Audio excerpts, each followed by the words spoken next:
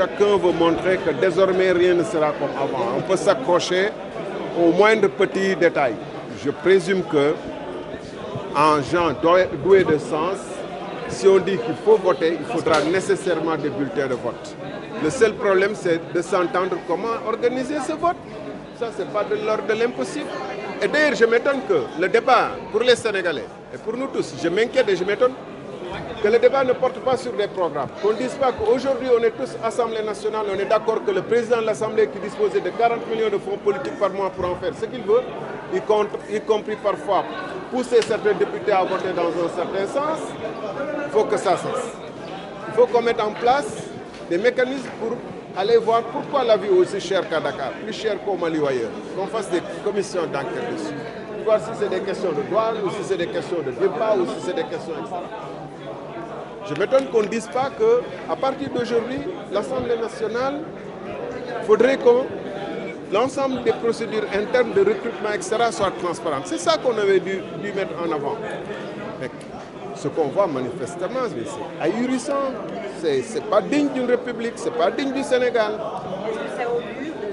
de blocages récurrents à l'Assemblée? Mais c'est clair que ça va aller vers des blocages récurrents. Et d'ailleurs, les gens le disent et le disent, que rien ne sera plus comme avant. Mais rien ne sera plus comme avant, ce n'est pas dans le sens d'élever le débat. Ce n'est pas ce qu'on constate actuellement. Rien ne sera plus comme avant dans le sens des empoignades. Dans le sens de détruire des micros qui appartiennent à l'Assemblée nationale, des gens qui veulent être présidents de l'Assemblée nationale et dont le premier geste, le jour même de l'installation, c'est d'aller saccager le bureau.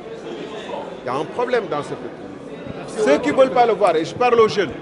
je sais qu'il y en a beaucoup qui vont aller insulter sur les réseaux sociaux avec ça, mais ceux qui ne veulent pas voir qu'il y a un problème dans cette république, on dirait Shakespeare, il y a quelque chose de pourri au royaume de Danemark, il y a quelque chose de pourri dans Ndoumbelane. Il y a un problème. Fukki ba waxtu ba léegi ñu ngi fi teew ñeenti waxtu xamuñu lu waral débat bi mënul tàmbale ba mu tàmbale Sénégal yëpp gis nañu xam naa ni kilifa yi teeg seen kër dinañu ne lii moo tax ñu bañ politique ndax li fi nekk amul loo xam ne waruñu ko mun a régler ci waxtaan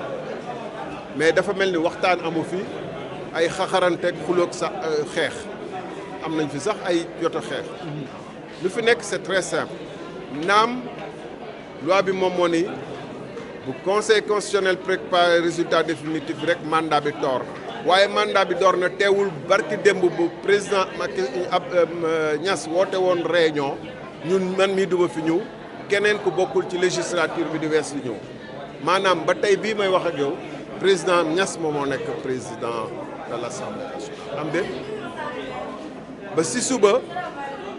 bu ñu nee woon président de l'Assemblée nationale bu amoon empêchement président de la République mu waratu wootu Niass la ñuy woowi en attendant ñuy xool nag vide juridique boobu nañ koy régler donc le mandat n'a pas encore pris. Il commence aujourd'hui. C'est ça la réalité. Qui est président de l'Assemblée nationale du Sénégal à l'instant où on parle? Hier, est-ce que Moustapha Niass pouvait convoquer une réunion à l'Assemblée nationale? waaw ma ne démb ndax Moustapha Niass mënoon na woote réunion Assemblée nationale ndax sax teewu fi woon bu fekkante ni ñaari cumul mandat nag amul ñaari Assemblée nationale yu teewandoo mënul am donc Assemblée nationale bi day lay tàmbale loolu lu xel mën a nangu la ndax mun nañ ko waxtaanee nangu ko rek xool nañuy régler problème boobu bulletin faw woote am bu fekkee ni ëpp nañu ñett ba ñeent mais faw ñu trouver loo xam ne mënul nekk bleu ak blanc kese yam fa bu fekkente ni dafa am plus de ñetti candidat wala ñeent faw ñu wut lu ëpp bleu ak blanc kese parce que loolu rek mu yamul pour woote àtte ñeenti nit ce qui fait que il est impossible ñu bañ a trouver solution jàpp naa nag lu waral problème bi mooy ñi nekk ci nguur gi gérer assemblée nationale mosuñu xalaat ne dañu war a toog di waxtaanee moo tax waroon nañu def suspension de séance bu yàgg waroon nañu toog def suspension de séance bu yàgg defuñu ko jéemuñu ko sax coow li gi gën a gudd rek ñeneen ñi tamit jàpp naa ni war nañu mun a xam ne que ala kulli al il faut ñu wote te pour ñu wote il faut comme ñoom ci seen wàllu bopp ñëw nañu ak ñetti candidat faw ñu am au moins ñetti tur léegi nañu waxtaan ci naka lañ demee mais jarul xuuloo xeex li ma jaaxal